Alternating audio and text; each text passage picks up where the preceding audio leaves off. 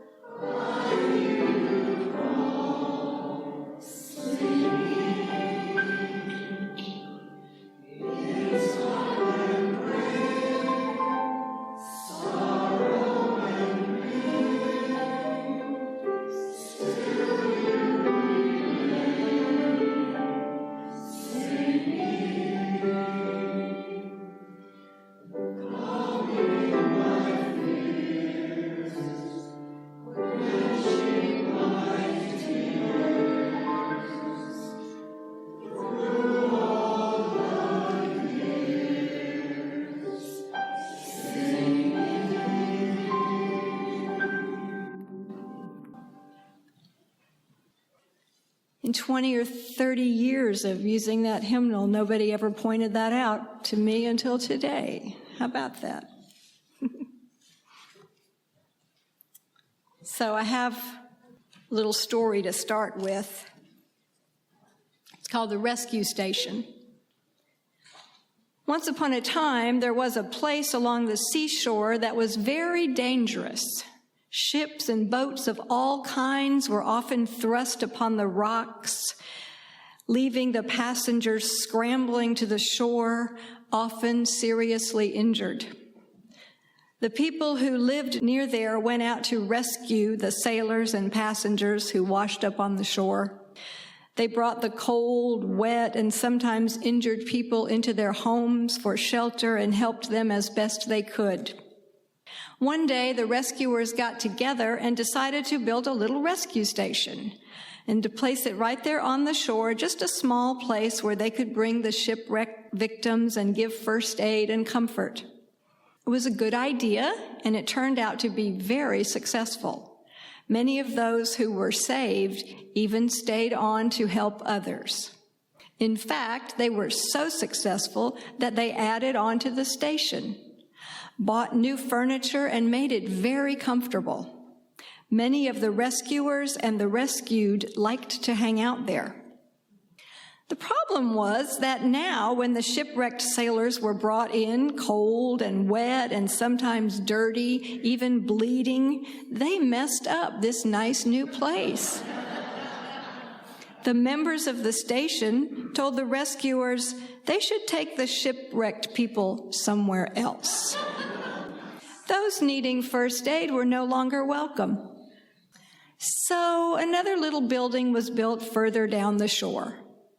That's where they took the cold, wet, hungry, and hurt people for help and comfort. Many of those who were helped by these people were so grateful, and they too stayed to help others. Soon, they needed a bigger building. And as they made it more comfortable, new shipwrecked victims, guess what? Were not welcome there either. Today, there are lots of big, comfortable buildings along that stretch of shore, and a lot of people hang out in them enjoying the comfort. Ships still wreck there often. Cold, wet, injured sailors still come ashore needing first aid and comfort. A few people still go out to help. I don't think I even need to read what it says is the moral of the story. I never like to do that anyway. But you're right if you assumed that I'm trying to help us think about church as a rescue station. And you may know folks who have shown up here feeling battered and abused, either by a previous faith community, a family, some other organization to which they belonged, or in the case of our place in history right now, maybe just life in general. The need to belong is part of our biology. It's in our DNA. The desire to belong is not a choice, it's essential to our survival. Sometimes belonging indicates that you are part of something that others are not a part of. In other words, to belong, others have to be excluded. And yet, Unitarian Universalists are very fond of saying everyone is welcome. Our flaming chalice is often pictured inside of two circles. I'm assuming that one is Unitarianism and one is Universalism.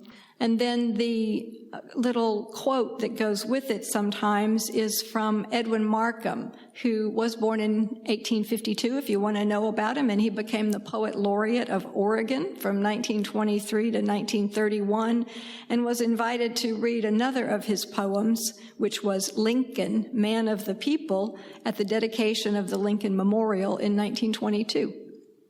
So now you know about Edwin Markham, who also wrote this little poem, Outwitted, which we see often in our literature. It expresses his universalist beliefs. He drew a circle that shut me out, heretic, rebel, a thing to flout. But love and I had the wit to win. We drew a circle and took him in. Now, we would have to change that and make the language gender neutral and everything, but I didn't do that today. So, on a day when we're recognizing that we welcome new people and we're excited about that, it makes sense to also think about what happens as a congregation continues to welcome new people.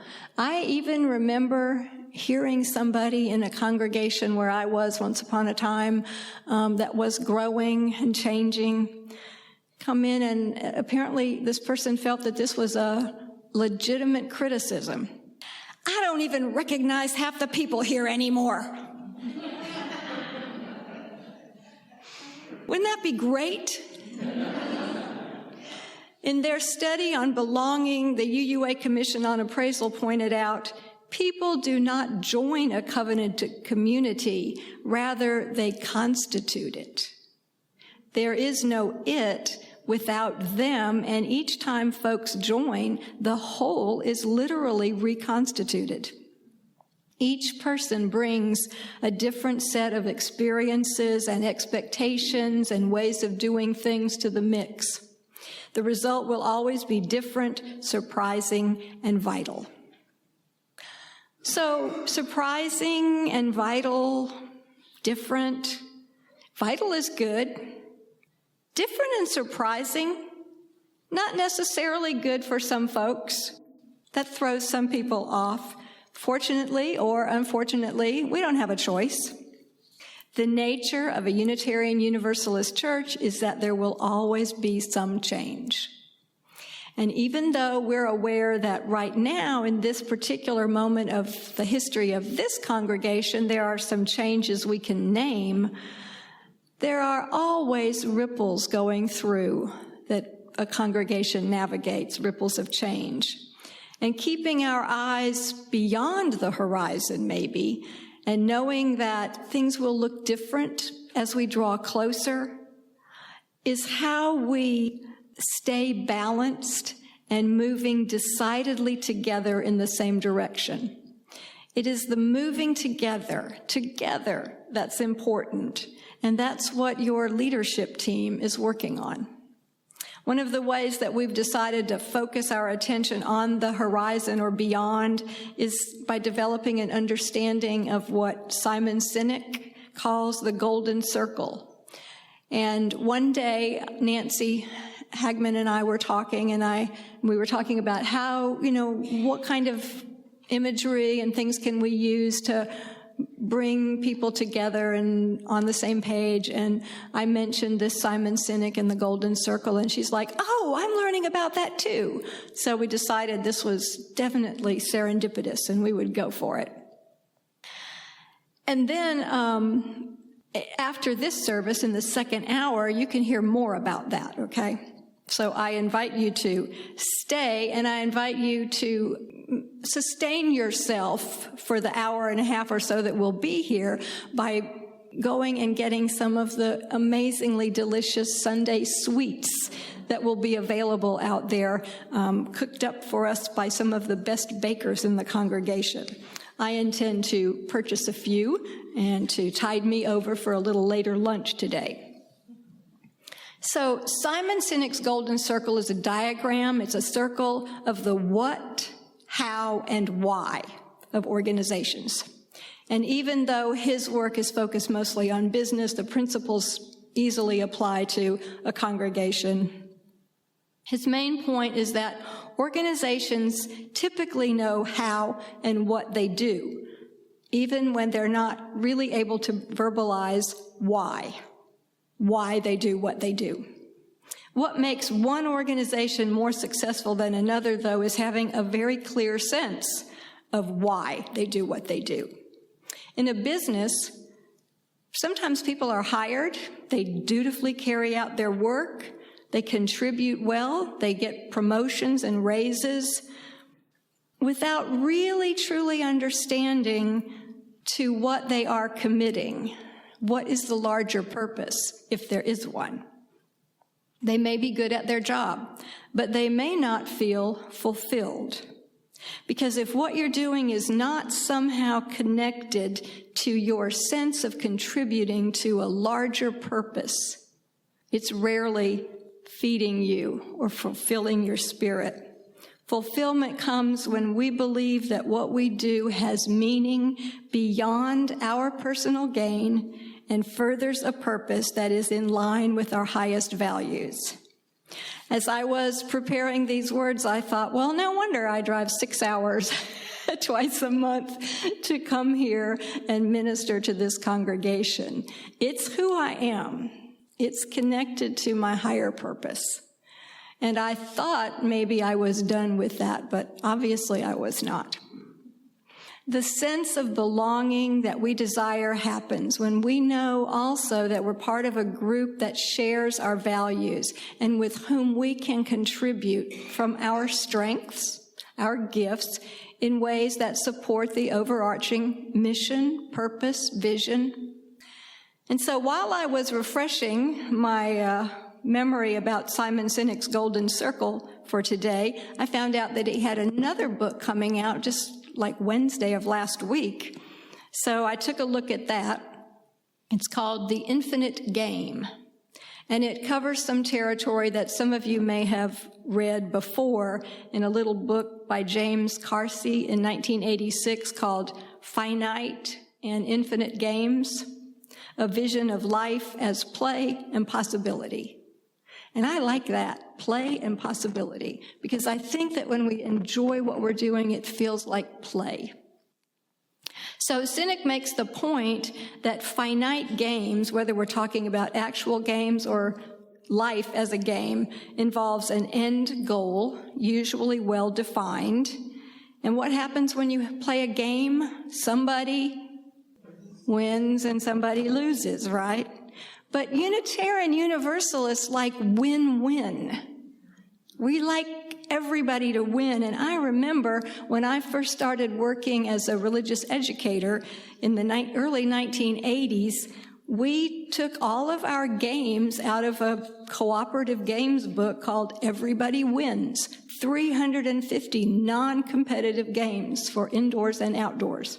And if some of you were teaching in RE all those many years ago, you know that book, I'm sure. We even arranged the Easter egg hunt because I didn't want anybody to feel bad that they didn't get a prize. So they ran around and they collected all the eggs, which is, that's a treat in itself, just finding the egg. That's good enough. And then everybody got the same little baggie full of candy at the end. So within a few seconds of looking at Simon Sinek's new book, I knew exactly what he was going to be introducing. And then I started thinking about how what he said was, it's surprising that the book even needed to be written.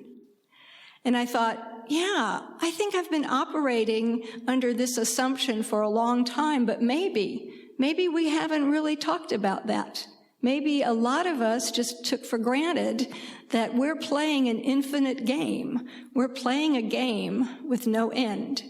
Most of our life is a game without a definite end. We don't know how our marriage is going to end up. We don't know how our family's going to end up.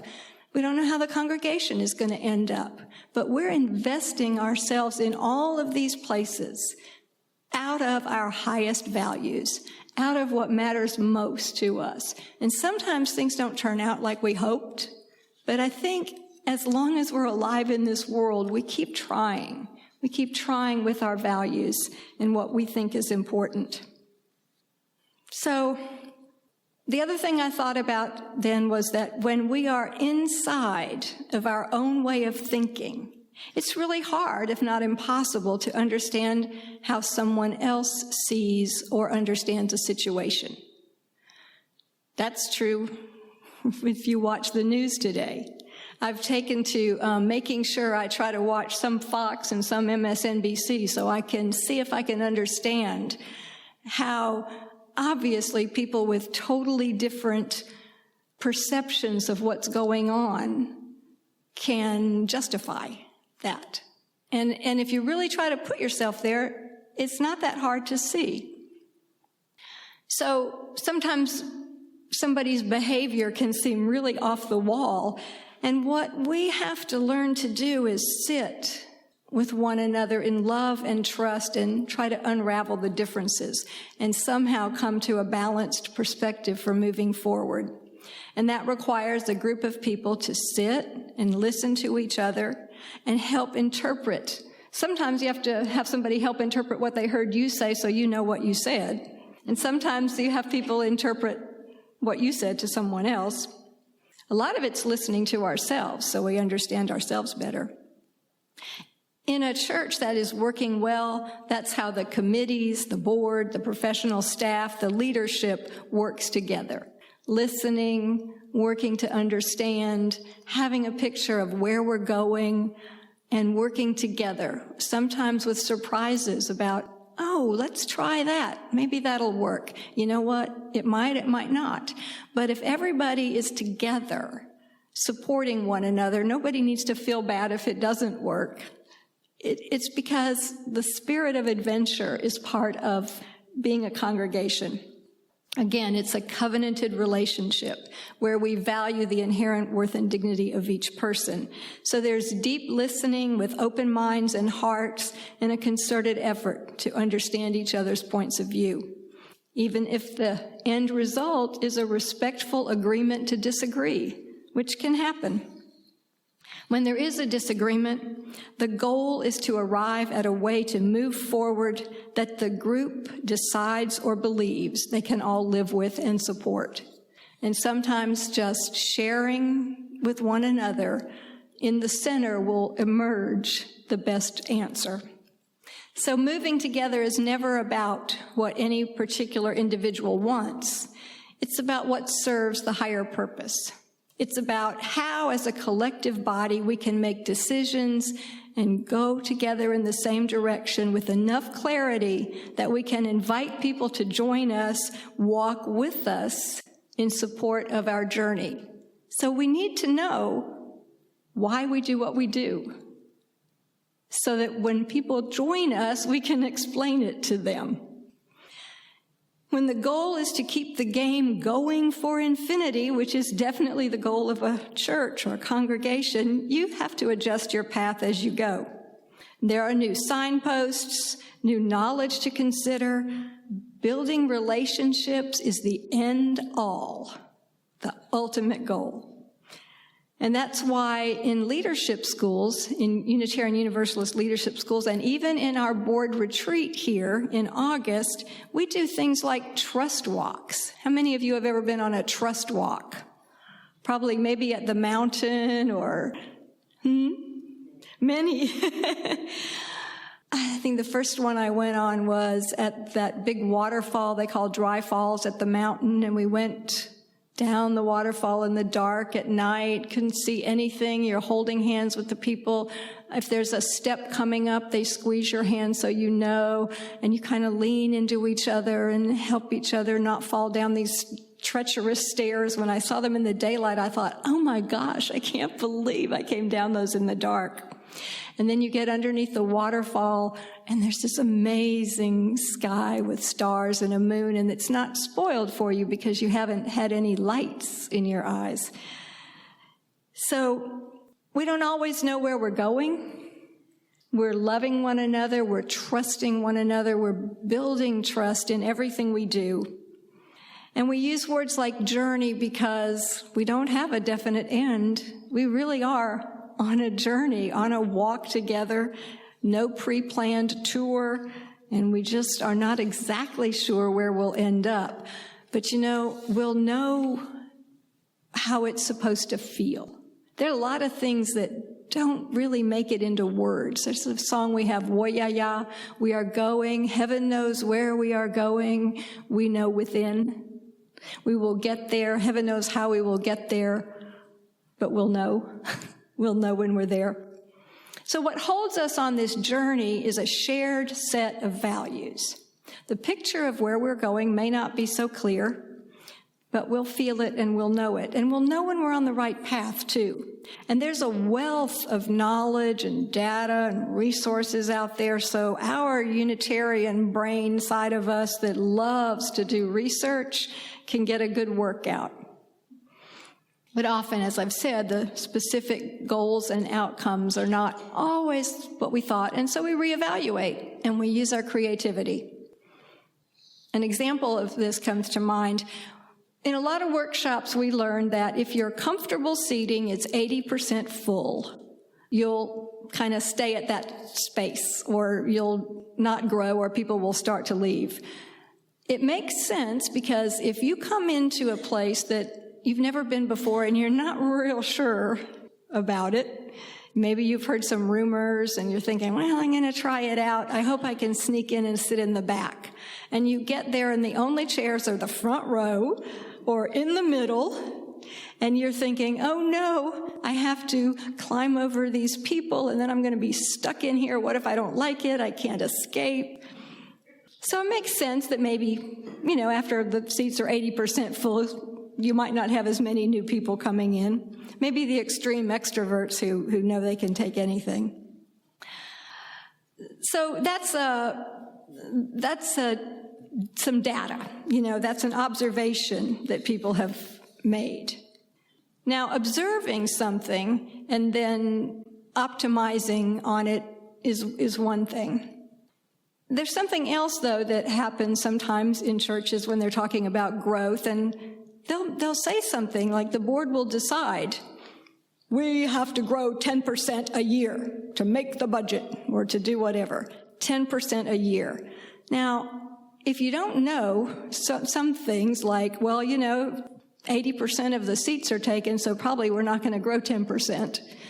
But even if you've got lots of room, you can't really make such a statement, or what would that be? That would be an expectation. You can't really have an expectation of 10% growth per year and hold all your people accountable to it.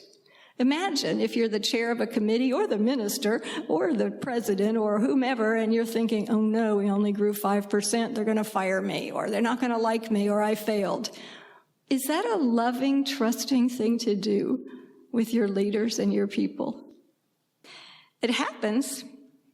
So the problem with setting a goal like 10% growth is the assumption that we have the power to create and achieve finite goals. See? Now, there's some things that happen in a church that are finite. There are different things going on at different levels, but the overarching deal here is that we want to keep on going generation after generation after generation.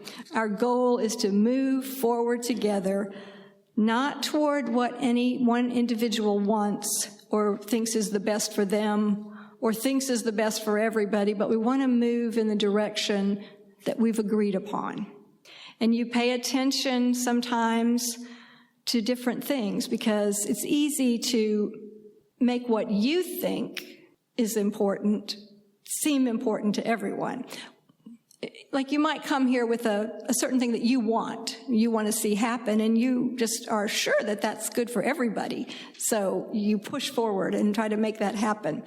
When I was a religious education director, I used to, when I met with the committee at the beginning of the year, I would ask them, what's your passion? Why are you here? What brings you to this meeting? I never heard of Simon Sinek, but I knew it was important to know why people were there. And sometimes people want to not tell you exactly why. Maybe there's something in particular, especially in religious education, that they want for their child. It might be as simple as, I want you to teach this curriculum, and so I'm here to make sure you do. Or it could be anything. So I try to let people know that it's okay. You wouldn't be here if you didn't have a passion for something or think something was really important.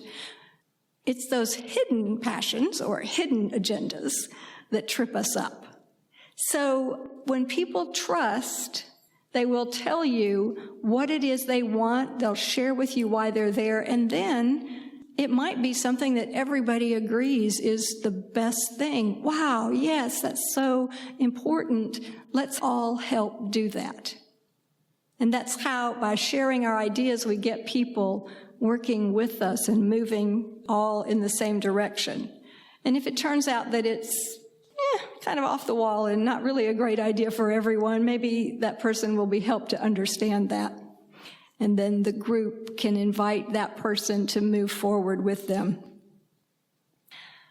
So the goal here is that this congregation continue as it has for 60 years or longer, that it do amazing work in the community, that we follow the commitment to strive for justice and celebrate diversity, and what's the other one?